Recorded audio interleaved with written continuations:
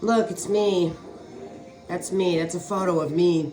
That I think I screenshotted it and then I don't know. I've put it in a frame.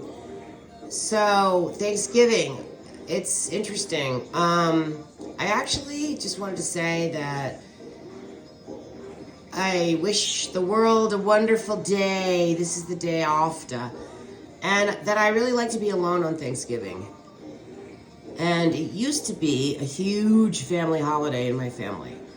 And I looked forward to my entire family getting together on that day. Until my brother Bobby didn't show up one year, the one in Maine, at my mom's house, and I had lived there for a year, I think, with my kids or so, and was healing myself and putting my body, trying to get my body back together. Quit smoking cigarettes, and it was a big transition. He did not show up that year, and every year after that, it seemed like everything changed. We slowly fell apart, the rest of us. But that's what happens with families at Thanksgiving. And honestly, so I just wanted to say at Thanksgiving now, because I realized that I had a lot of sort of PTSD around this holiday. I used to get really nervous and sort of panicky almost. And I never could really put a finger on why. I just figured it was, in general, family stress. The last time, I think, well, the Thanksgivings I had with my mom, I was with her. Different things happened, but the last 2.5 years of her life that were with me, we had Thanksgiving together because we were together the entire time. We never parted. My mother didn't want to part from me. She was very attached to me. When you're getting old, you go back to that childlike and then infant-like phase while you drift away and drift out of your body, and you want to be with what feels like your bond with your mom, with your mommy, and so being separated from her by not by my choice, by the force and the will of others, was like separating a mother and a 9-month-old who are together every second of every day and very, very attached the way mothers and babies are. It's just the same connection. And I was her baby as well, albeit grown. And the pain of being separated for both the baby and the mother still rips my heart to shreds to this day. I still can break down thinking about it. It's right there. It's not that long ago, and maybe it'll always be there, and it'll be a feeling I have to help the great mother heal, who, her heart was broken too. I feel that I've been telling people this too, in private messages. I end up talking about how I believe that we are here, especially the women, to feel the great mother's pain and help her process that pain and learn and grow from it and transmute it. It's a lot of pain. She needs us all to pitch in and go ahead and take on the tears of her very, very wounded and abused heart. And then those tears that you genuinely allow to come through your body, through those waves of pain, emotional pain that that your body will feel. You take those tears and you put them on your tongue and you ingest those healing codes from your own body, the incredible human body, incredible biocomputer that we are in, that we embody, our avatar, so to speak, in this realm, in this matrix, where there's a lot of emotional pain to be processed that I believe is connected to the Great Mother, being a female in this lifetime, after being male in many lifetimes. And to give it context, to give it meaning, the pain we go through, the abandonment, the betrayal, the disrespect, the dismissiveness, all of it. The rejections that we go through, the pain of being separated from the mother, abused by all in every way, in order to be controlled, and breaking free of all that part of that, I believe, part of the breaking free of this very evil, to put it simply, matrix, we have to cry our way out. I think we have to, the tears need to come through. We have to allow ourselves to really feel. I used to suppress all my tears, because I don't know, I felt I didn't want my brother to see me cry. I didn't want him to have the satisfaction of making me cry. And I had that stoic nature like my mother. I just felt like I wasn't allowed to cry. I don't know, maybe I got that message, don't cry. So I didn't, and I think by stuffing all those tears down all those years, tears that were elicited every single day, that's a lot of tears, that's a lot of pain that I suppressed, that went into my body and gave me, I think, a lot of the rheumatoid arthritis, the inflammation, and the autoimmune diseases that turn on your body. I think a lot of that was from what they call narcissistic abuse. So the family meals, there was always drama and tension. My mother would try to present a beautiful, healthy, handmade, delicious meal, and her family of 8, 3 girls on one side, 3 girls on another side, father and mother at either end. But they often ended in a very stressful disaster because of my suffering, mentally ill brother, Boopy, who had to create drama as he tried to break out of the matrix or was part of it. And so these big meals, these celebrations, I feel the stories are not true about how things went when we came to this country and took over and fought the American Indians. I don't like the way we treated the American Indians or the Indians or anybody. And so it's not something, you want to celebrate peace, and that's what's supposed to be, the friendship that was developed, and there probably were good interactions and exchanges, but we're just so well fed in America. It's just I almost like to fast on Thanksgiving as a rebellion because of my rebellious nature, but in a good way, not bad rebellions. Or, feed people, go to a soup kitchen, I don't know. But it's painful too, because I do have memories of having many, many, many years of big family Thanksgivings where both parents would show up at the same place once a year until my father passed away, and then that was over.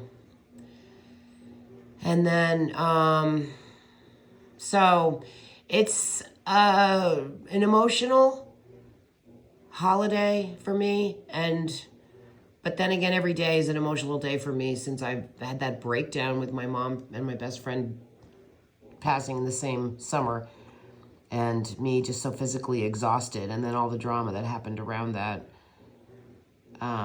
It was a true full-on breakdown, and I had to really, truly rebuild myself. And so it's, for those of us who choose to be with ourselves, and I'm funny and also entertaining to myself, and I also have a lot of interesting thoughts to ponder. So being by myself is sort of like being still with other people inside my head, which is fun. And I don't feel alone because I have myself. Even if I'm one-on-one, I still have me, and I'm pretty good company, and I thank God.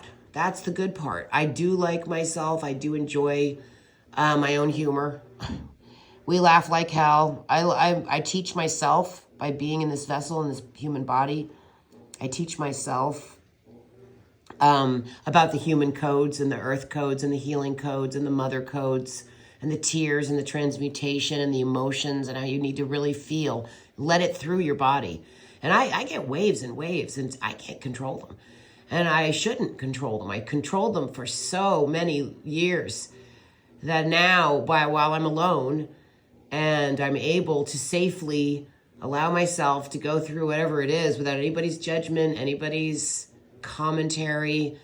When you're by yourself, you have a lot of privacy, unless you've got cameras stored in your house, which I do believe I do have. So hi guys, I know you're watching me.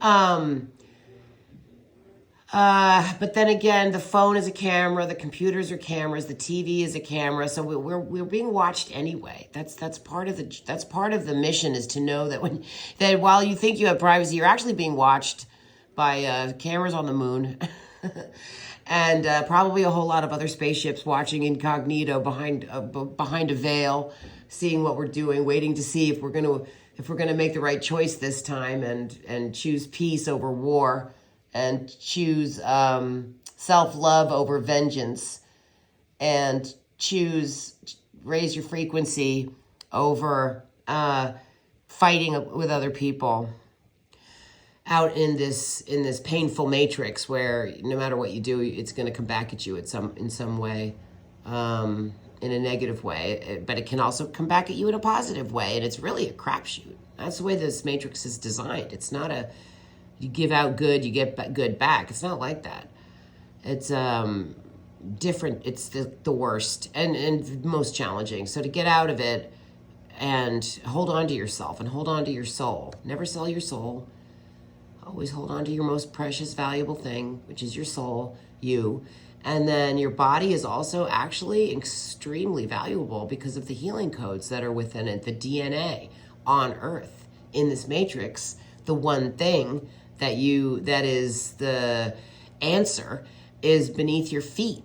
And you take your God-given, goddess-given bare feet, natural, free, living, breathing skin on the soles of your feet, and you connect the soul of your body, which is the soul of your foot.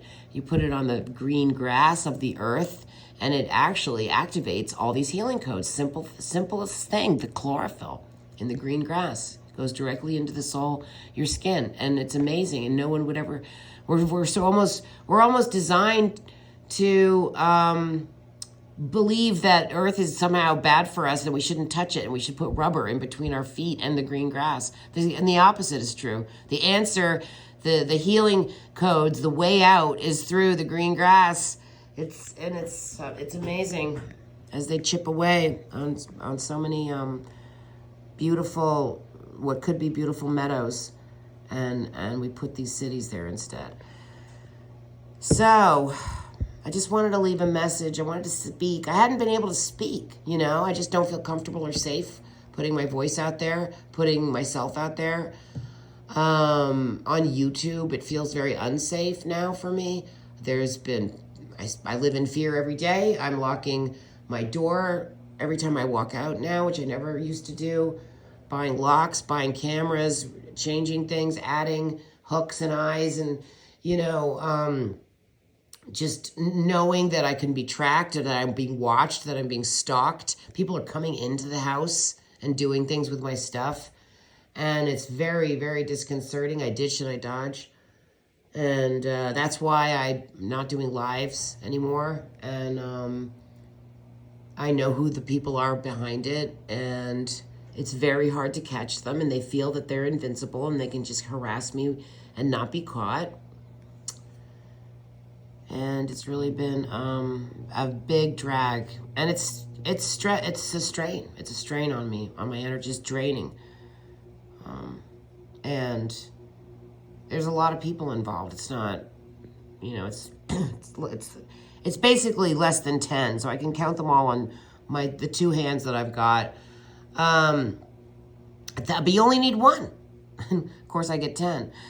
So in the meantime, I've been distracting myself with my secret obsession, Henry VIII and Anne Boleyn and the Mary Boleyn, the whole story. I'm just obsessed, and thank God other people are too, because they made all these incredible movies to watch.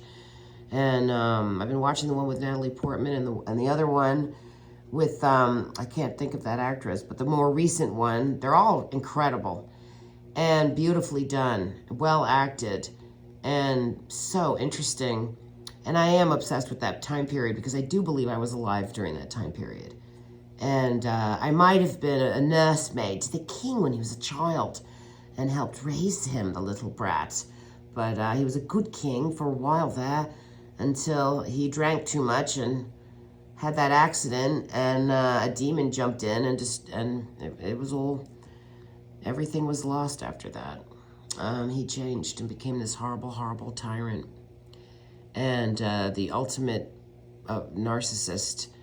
And just, you know, a really bad entity. Maybe they did a ritual and drew a very dark entity in, like they tried to do with Max Spears. They did that ritual he talks about where they want him to drink this drink, and then they were going to try to get this evil entity to come into his body, and it failed, thank God. But you know that there's a lot of stories to tell around Max Spears, and maybe, you know, I'd love to talk about him again. I had a lot of videos about him. I had a whole entire channel.